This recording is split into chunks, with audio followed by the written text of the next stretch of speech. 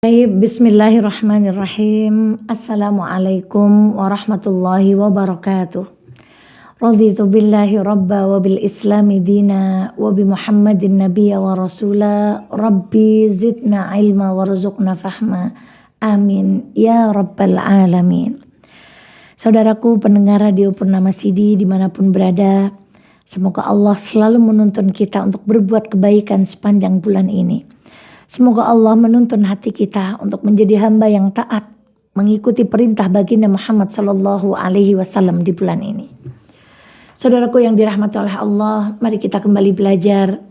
Dan kesempatan kali ini kita akan belajar dari seorang penguasa Islam yang taat, penguasa Islam yang baik, penguasa Islam yang patut menjadi contoh untuk kita semuanya. Dan nama beliau adalah Harun Ar-Rasyid. Bagaimana kisahnya? Khalifah Harun Ar-Rasyid adalah khalifah di Bani Abbasiyah. Beliau diceritakan di dalam sejarah berkuasa selama 23 tahun. Indahnya, ketika sebuah negara dikuasai oleh seorang laki-laki yang soleh lagi taat kepada Allah, dan beliau diberikan waktu kekuasaan yang cukup lama. Apa yang terjadi ketika suatu hari Harun Ar-Rasyid menginginkan segelas air? Lalu ia meminta pelayannya untuk datang kepadanya membawakan segelas air.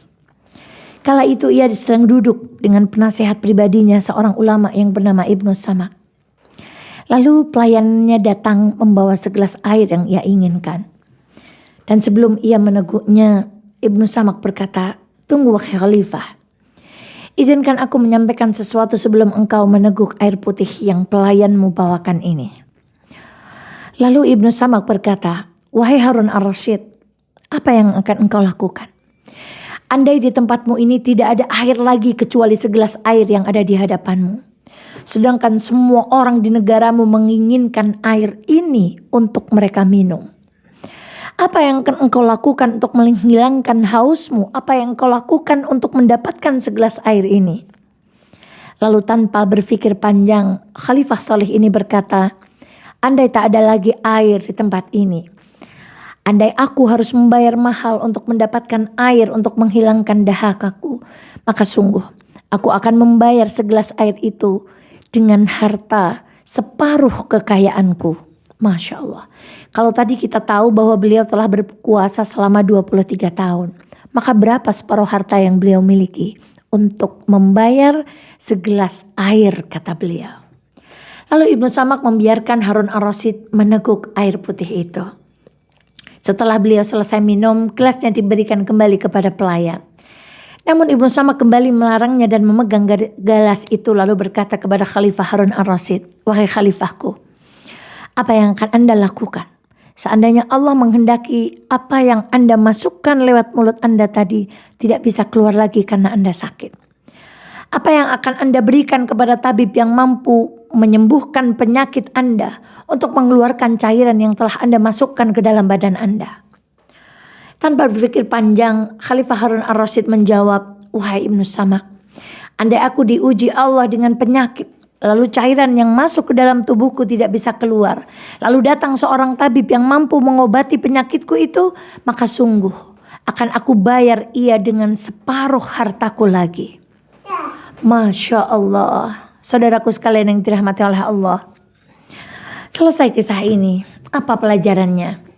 Lalu Ibnu Samak berkata kepada Harun Ar-Rasyid, "Ketahuilah wahai penguasa Islam, sesungguhnya kekuasaanmu selama 23 tahun dan seluruh harta kekayaanmu hanya mampu membeli satu gelas air dan hanya mampu digunakan untuk membayar mengeluarkan segelas air." Masya Allah, begitu indah kisah ini. Inilah pelajaran yang luar biasa. Betapa selama ini kita lupa bersyukur bahwa segelas air yang ada di dalam rumah kita bisa dibayar setengah harta kekayaan dari Khalifah Harun Ar-Rasyid. Maka itulah yang disampaikan banyak di dalam ayat-ayat Al-Quran. Ketika Allah berfirman, "Wa qalilum min ibadiyas syakur." Sungguh hanya sedikit jumlah hamba-hamba Allah yang pandai bersyukur.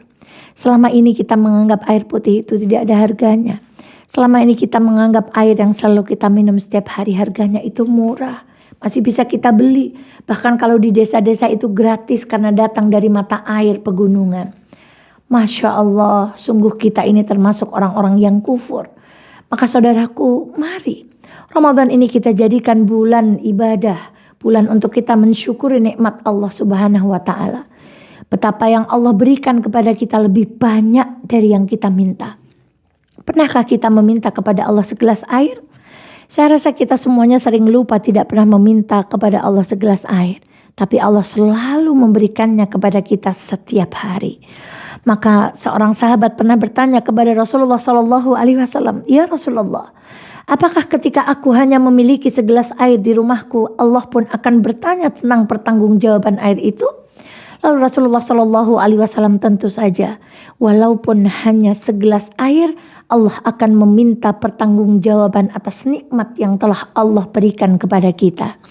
Maka saudaraku, mari menjadi Bu Syukur, mari menjadi Pak Syukur, mari menjadi Mbak Syukur, mari menjadi Mas Syukur, supaya hidup kita selalu diliputi dengan rasa syukur kepada Allah Subhanahu wa Ta'ala.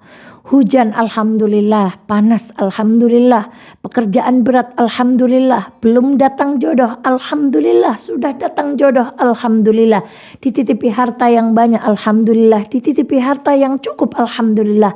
Begitulah karakter seorang yang beriman, karena ia akan selalu bersyukur kepada Tuhannya atas nikmat apapun yang telah diberikan kepadanya.